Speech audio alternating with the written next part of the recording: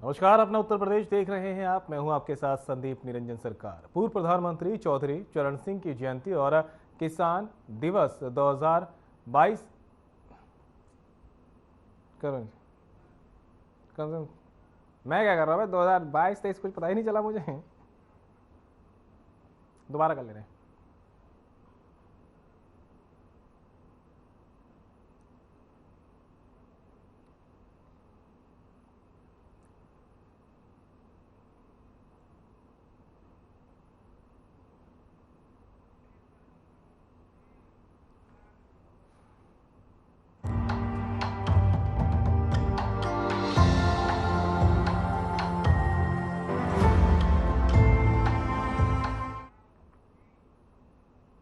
नमस्कार, अपना उत्तर प्रदेश देख रहे हैं आप। मैं हूं आपके साथ संदीप निरंजन सरकार। पूर्व प्रधानमंत्री चौधरी चरण सिंह की जयंती और किसान सम्मान दिवस 2023 पर आयोजित कृषकों, कृषि उद्यमियों, एफपीओ और कृषि वैज्ञानिकों के सम्मान समारोह में मुख्यमंत्री योगी आदित्यनाथ भी शामिल हुए हैं। क्या कुछ कहा, आपको सुनाते हैं। किसान सम्मान दिवस के अवसर पर उपस्थित प्रदेश भर से आए हुए हमारे सभी अन्नदाता किसान बहनों और भाइयों, भारत माता के महान सपूत और महान किसान नेता, देश के पूर्व प्रधानमंत्री चौधरी चरण सिंह जी की आज 121वीं पावन जयंती है। इस अवसर पर चौधरी साहब को देश की सेवा के लिए, अन्नदाता किसानों के जीवन में किए गए उनके प्रयासों के लिए स्मरण करते हुए, नमन करते हुए विनम्र श्रद्धांजलि अर्पित करता हूं। हम सब जानते हैं कि चौधरी साहब ने देश के अन्नदाता किसानों के लिए बहुत सारे महत्वपूर्ण बातें कही थी और उस समय जब आबादी भी कम थी और वे स्वयं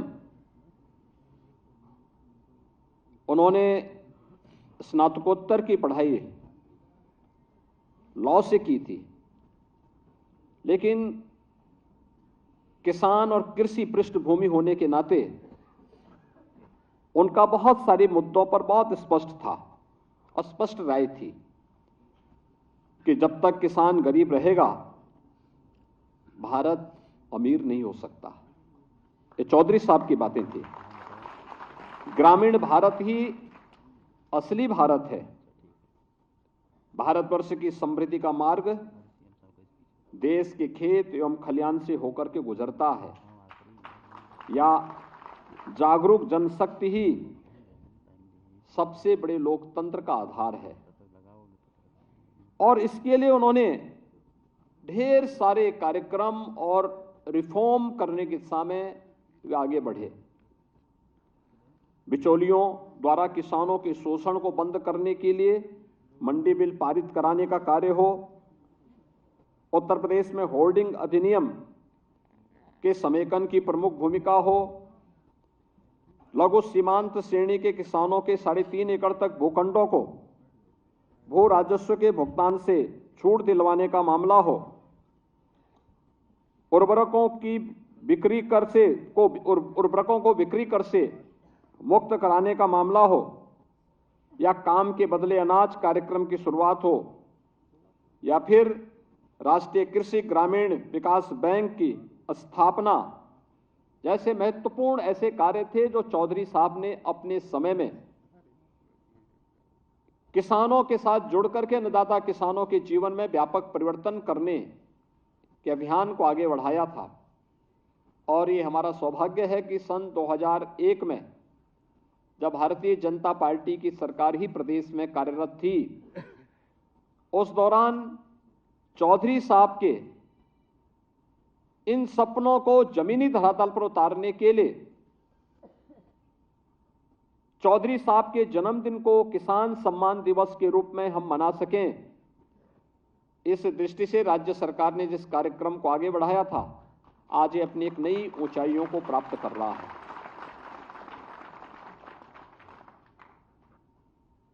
वे स्वतंत्रता संग्राम सेनानी थे, अच्छे प्रशासक थे और एक महान किसान नेता भी थे। आज उनकी 121वीं पावन जयंती है। इस अवसर पर उनके स्मरण को नमन करते हुए मैं प्रदेश सरकार और प्रदेशवासियों की ओर से उन्हें विनम्र श्रद्धांजलि अर्पित करता हूं। भाइयों बहनों, पिछले 9 साढ़े 9 वर्ष के अंदर हमने बदलते हुए भारत को देखा है। पहली बार देश के अन्नदाता किसानों ने इस बात को महसूस किया है कि किसान भी किसी सरकार के प्राथमिक एजेंडे का हिस्सा है। इसके लिए प्रधानमंत्री मोदी जी के नेतृत्व में जो कार्यक्रम चले हैं पिछले 9.5 वर्ष के अंदर, वे हम सबके सामने हैं। किसान की उपज को सुरक्षा की गारंटी देना, प्रधानमंत्री फसल बीमा योजना का कार्यक्रम हो या प्रधानमंत्री कृषि सिंचाई योजना के कार्यक्रम, हर खेत तक पानी पहुंचे, अन्नदाता किसान को किसी के सामने हाथ न फैलाना पड़े, लागत का 1.5 गुना दाम अन्नदाता किसानों को एमएसपी का ईमानदारी के साथ उन तक पहुंचाने का कार्यक्रम हो, या फिर प्रधानमंत्री किसान सम्मान निधि के माध्यम से अन्नदाता किसानों के जीवन में व्यापक परिवर्तन करते हुए अब तक 15 किस्त प्रधानमंत्री किसान सम्मान निधि का हमारे अन्नदाता किसानों के पास पहुंच चुका है। अकेले उत्तर प्रदेश में 2,61,00,000 किसानों के खाते में 60,000 करोड़ रुपए से अधिक की राशि पहुंच चुकी है और बिना भेदभाव के पहुंच रही है। भाइयों बहनों, ढेर सारे परिवर्तन और ढेर सारे रिफॉर्म करते हुए कृषि को भी हम लाभकारी बना सकते हैं। आज इस दिशा में जो प्रयास प्रारंभ हुए हैं, उत्तर प्रदेश की दृष्टि से ही अगर हम देखेंगे, लगभग 22 से 23 लाख हेक्टेयर लैंड को तो हमने सिंचाई की अतिरिक्त सुविधा दी है। ढेर सारे कार्य किस पे किए जा रहे हैं अभी। इन कार्यक्रमों को आगे बढ़ाने का कार्य किया जा रहा है। गन्ना किसानों को पिछले 6 साढ़े 6 वर्ष के अंदर, भाइयों बहनों, जो पैसा जितना कभी नहीं मिला उससे कई गुना पैसा अधिक लाभ 2,25,000 करोड़ रुपए से अधिक की राशि अब तक हम अन्नदाता किसानों के खाते में, केवल गन्ना किसानों के खाते में भेज चुके हैं। धान और गेहूं की सीधे खरीद और एमएसपी का लाभ अन्नदाता किसानों को डीबीटी के माध्यम से देंगे, यह भी पहली बार देखने को मिला होगा। आज खेती को अगर व्यक्ति ईमानदारी के साथ सही तरीके से आगे लेकर के करता है, अब वह घाटे का सौदा नहीं बनेगी, क्योंकि सरकार की स्कीम उसका संबल बनती है, उसके स्वावलंबन का आधार बनती है। और इसी में श्री अन्न की दृष्टि से जो कार्यक्रम हुए हैं वो अलग है और नेचुरल प्राकृतिक खेती अलग है। प्राकृतिक खेती में हर मंडी में, हर कृषि विज्ञान केंद्र में, हर कृषि विश्वविद्यालय में सर्टिफिकेशन की कार्रवाई हो और उसका ज्यादा दाम अन्नदाता किसानों को प्राप्त हो।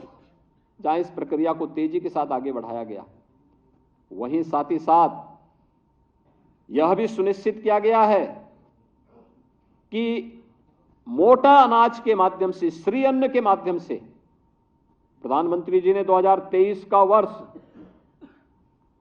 संयुक्त राष्ट्र संघ की दृष्टि से मिलेट वर्ष घोषित करते हुए इसकी अंतर्राष्ट्रीय ब्रांडिंग भी की है, मार्केटिंग की व्यवस्था मिले, यहां के अन्न को दुनिया के अंदर भी स्थान मिल सके। तो वहीं उत्तराखंड के जौलीग्रांट हवाई अड्डे पर देश के उपराष्ट्रपति जगदीप धनखड़ पहुंचे हैं और उनके पहुंचने पर जोरदार स्वागत किया गया है। जौलीग्रांट हवाई अड्डे की तस्वीरें ये आपको दिखा रहे हैं। डॉक्टर सुदेश धनखड़ भी उनके साथ मौजूद रही। जौलीग्रांट हवाई अड्डे पर जोरदार स्वागत किया गया है ये तस्वीरें उत्तराखंड के जौलीग्रांट हवाई अड्डे की है।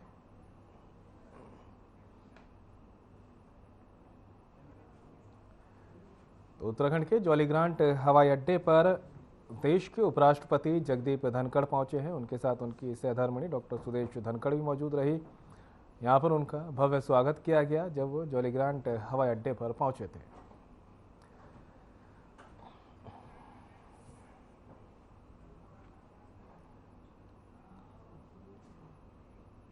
मुरादाबाद में पूर्व प्रधानमंत्री चौधरी चरण सिंह की 51 फीट ऊंची प्रतिमा का अनावरण और किसान महासम्मेलन कार्यक्रम में मुख्यमंत्री योगी आदित्यनाथ शामिल हुए हैं। क्या कुछ कहा है, क्या कार्यक्रम में रहा है, आपको दिखाते हैं। सभी उपस्थित भाइयों और बहनों, चौधरी साहब की पावन जयंती पर 51 फीट ऊंची उनकी प्रतिमा का लोकार्पण का सौभाग्य मुझे भी प्राप्त हुआ है। मैं इसके लिए चौधरी चरण सिंह स्मारक ट्रस्ट से जुड़े हुए और उत्तर प्रदेश जाट महासभा के सभी पदाधिकारियों को हृदय से धन्यवाद देते हुए चौधरी साहब को उनकी पावन जयंती के अवसर पर उनकी स्मृतियों को नमन करते हुए विनम्र श्रद्धांजलि अर्पित करता हूं।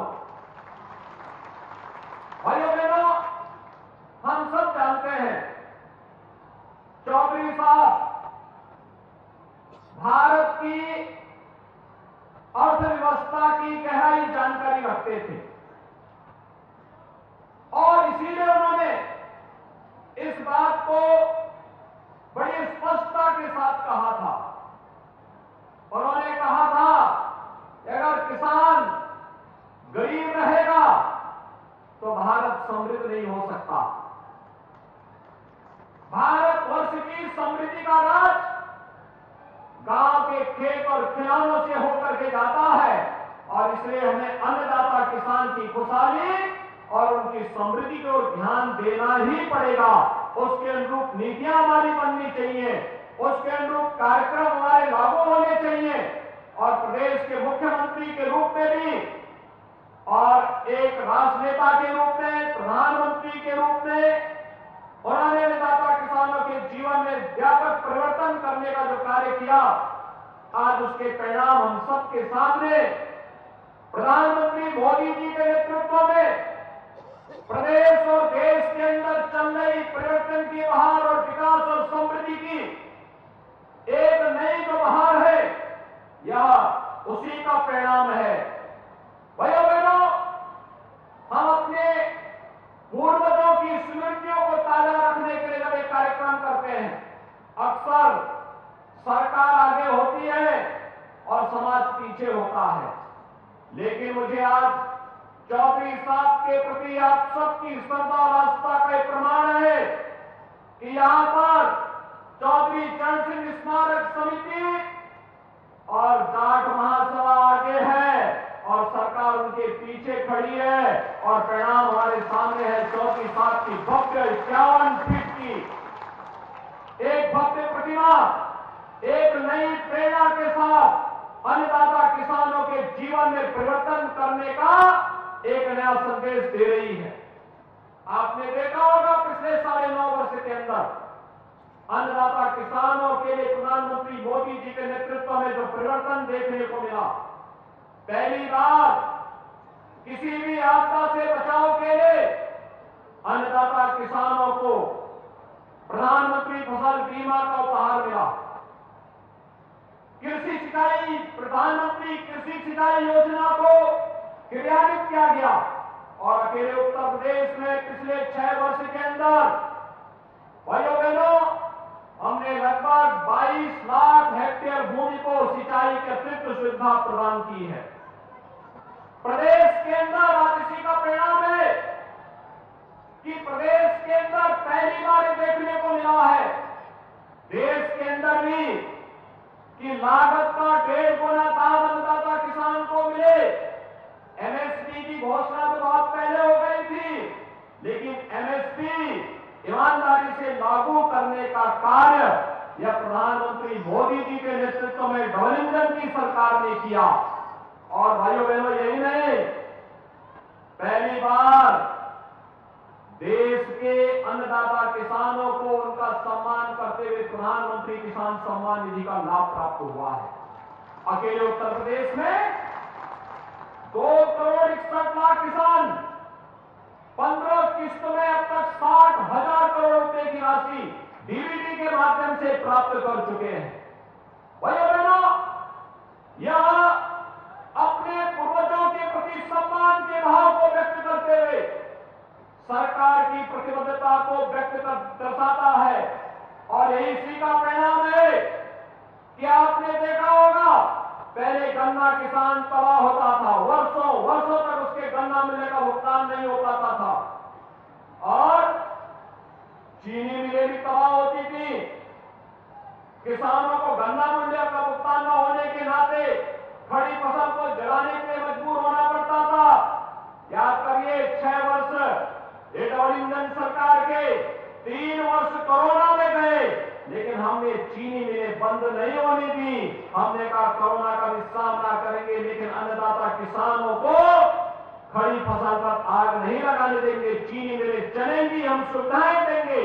और अब तक 2,25,000 करोड़ रुपए का गन्ना मूल्य का भुगतान अपने अन्नदाता किसानों के खाते में दे करके देश की नहीं, दुनिया के अंदर उत्तर प्रदेश शीर्ष स्थान पर है।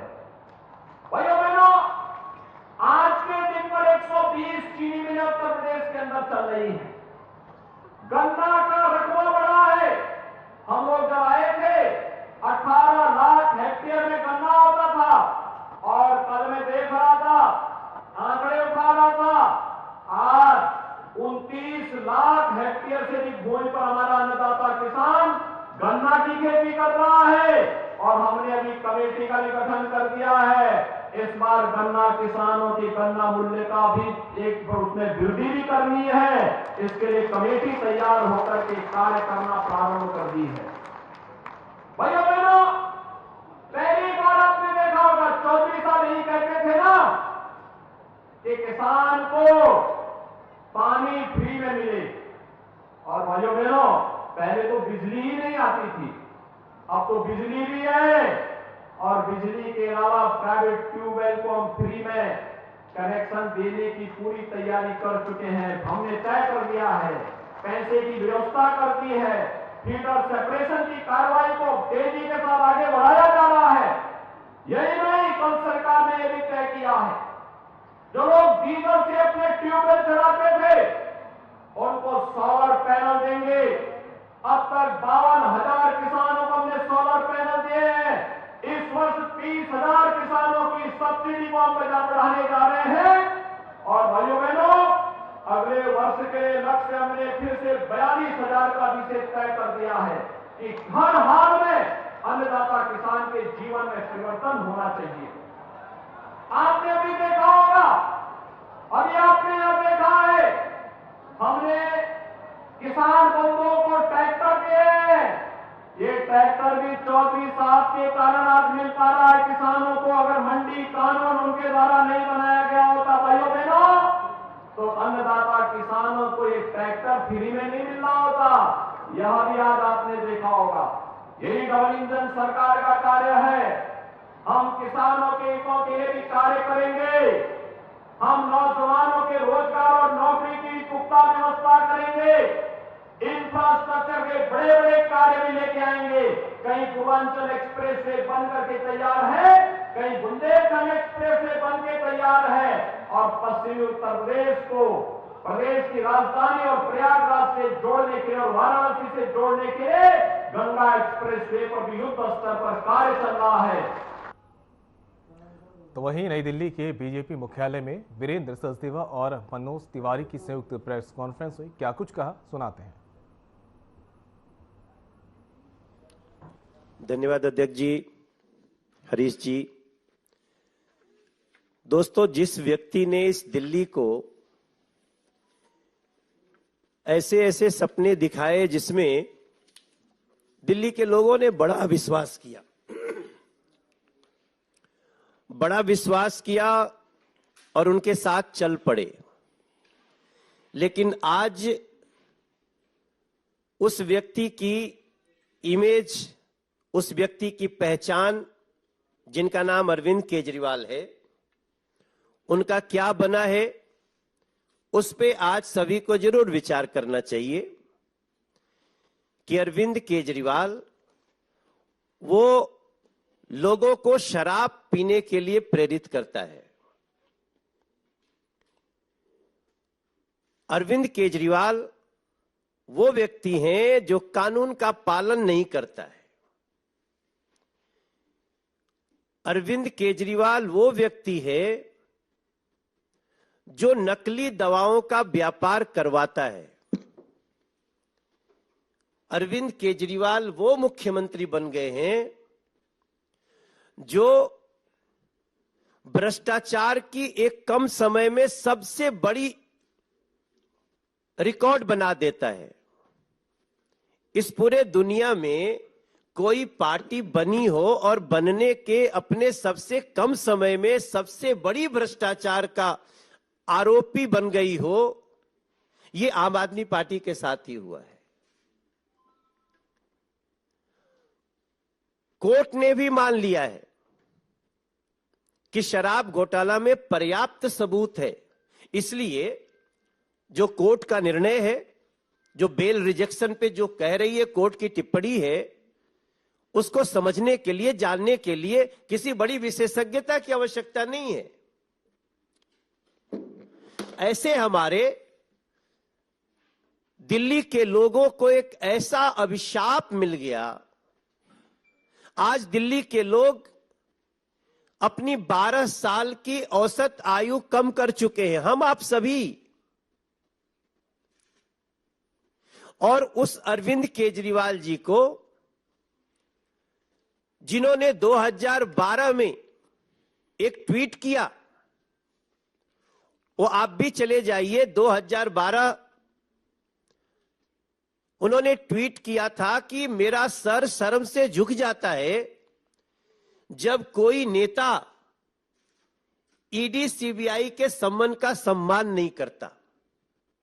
ये ट्वीट है Arvind Kejriwal, I am just quoting, 24 नवंबर 2012। अरविंद केजरीवाल जी ट्वीट करते हैं, मेरा सर शर्म से झुक जाता है जब मैं देखता हूं कि कोई ईडी और सीबीआई के सम्मान का सम्मान नहीं करता। ऐसे लोग भ्रष्टाचारी होते हैं और मैं तो कहता हूं ऐसे लोगों पे आरोप लगते ही अपने पद से तुरंत इस्तीफा दे देना चाहिए। Now I am unquoting. Arvind Kejriwal, ये आप ही हो भाई। तीसरा सम्मन ईडी ने दिया है और कोर्ट की टिप्पणी देख लीजिए, उनके जो नेता बंद हैं उनके प्रति जो उनका कोर्ट की टिप्पणी है, कोर्ट इज नॉट बीजेपी। और मैं तो ये भी सुन रहा हूं, कहते हैं ये इलीगल है। आप मुख्यमंत्री हैं, आप ही के नीचे 2 मंत्री और एक आपका सांसद उसी केस में जेल में है, बेल नहीं मिल रही है, और उसी केस में जब पर्याप्त सबूत होने की बात कोर्ट कह चुकी है, आपको समन करती है, आप जांच में सहयोग नहीं करते, तब दिल्ली आपको भगोड़ा भी समझ लेती है। तब समझ लेती है ये नकली दवा की जो बात आ रही है ना, असल में आम आदमी पार्टी के शीर्ष नेताओं का सब कुछ नकली नकली ही है। नकली व्यक्तित्व, नकली बातें, नकली दवाइयां। अगर असली कुछ है तो उनका भ्रष्टाचार और दिल्ली का प्रदूषण। हम आप कल्पना करें, अगर नरेंद्र मोदी जी ने ये लगभग 150 बसें, एग्जैक्टली नंबर 1300, माफ करिएगा, ये 1300 बसें अगर नहीं दी होती नरेंद्र मोदी जी ने, केंद्र सरकार ने दिल्ली को, तो हम किस हाल में जीते। उन बसों में बैठकर आज लोगों को लगता है कि हम कितने अच्छी व्यवस्था में, ट्रांसपोर्ट व्यवस्था में रह रहे हैं।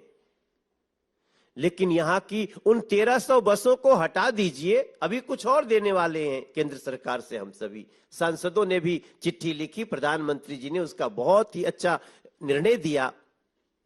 लेकिन हमें आश्चर्य तब होता है इनके नकलीपन का कि जहां लिखा होता है ये हेवी इलेक्ट्रिकल मिनिस्ट्री, वहीं चपका देते हैं बस हम लेन में चला रहे हैं, हमारी बस लेन में चल रही है। और आप सभी देखते होंगे कितना लेन में चलती है। हम तो गाड़ी ड्राइवर को बोल देते हैं भैया थोड़ा पीछे ही रखो, देखो ये चलाने वाली दिल्ली सरकार की व्यवस्था है, पता नहीं कब चढ़ा दे। तो नकली से ऐसा रिश्ता इनका। आज जब हम अपने प्रदेश अध्यक्ष के साथ बात कर रहे हैं तो अब हम आपसे मीडिया के थ्रू तो दिल्ली को बता रहे हैं, लेकिन अब हम जाना चाहते हैं। हम जाएंगे, उन लोगों के पास जाएंगे जो धर्म के रास्ते पे चलते हैं, अधर्म का विरोध करते हैं। हम छठ समितियों के पास जाएंगे, हम रामलीला समितियों के पास जाएंगे, हम कांवड़ समितियों के पास जाएंगे।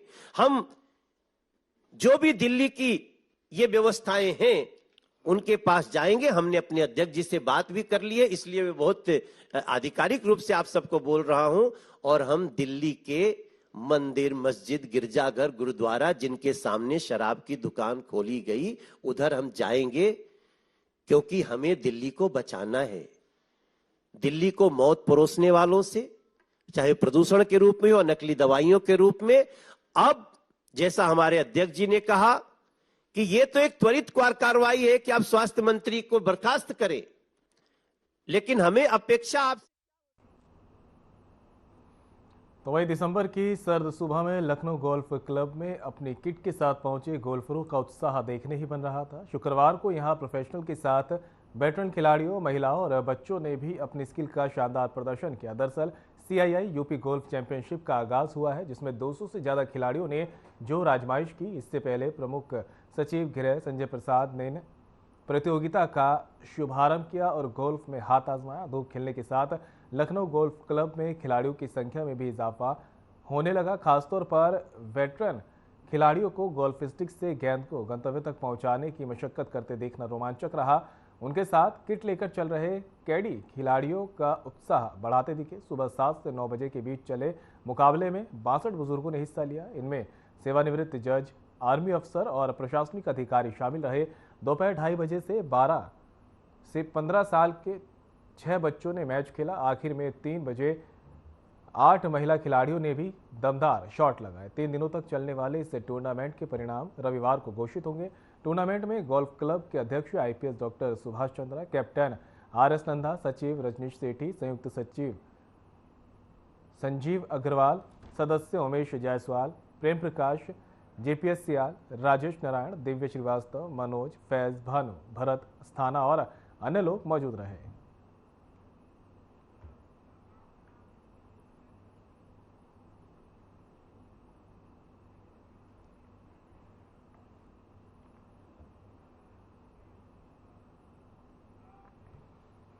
ग्रेटर नोएडा के बिसरक थाना क्षेत्र में गौर सिटी मॉल के शॉपर्स स्टॉप रिटेल आउटलेट में काम करने वाले एक सेल्समैन की इसी मॉल की दूसरी दुकानों में काम करने वाले 3 आरोपियों ने हत्या कर दी थी। तीनों हत्यारे मृतक के ही दोस्त बताए जा रहे हैं। तीनों आरोपियों ने मिलकर शंभुजय की गला दबाकर हत्या की थी, जिसके बाद उसके शव को नाले में फेंक दिया था।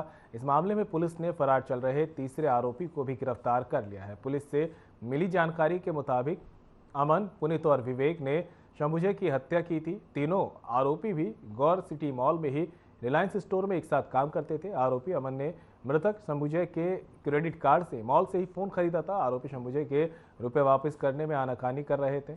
आरोपियों ने प्लानिंग के तहत शंभुजय को रुपए देने के बहाने पुराना हैवतपुर से डबल पुलिया के पास ग्रीन बेल्ट में बुलाकर वो लोग ले गए थे। वहां जाकर उसे मौत के घाट उतार दिया। पुलिस ने 2 आरोपियों को पहले ही गिरफ्तार कर लिया था। अब तीसरे आरोपी को भी गिरफ्तार कर जेल भेज दिया गया है।